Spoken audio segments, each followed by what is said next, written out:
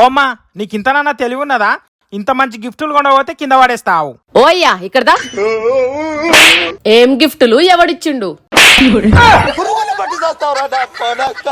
ఓమా గిడ ఏ ఫోన్ కొనుక్కున్నా 6 నుంచి 10 గిఫ్టులు ఫ్రీగా ఇస్తున్నారు.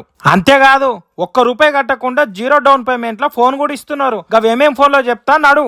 అవునా, నన్ను కూడా తీసుకపో, నేను గిట్ల ఒక ఫోన్ కొంటా. నడు.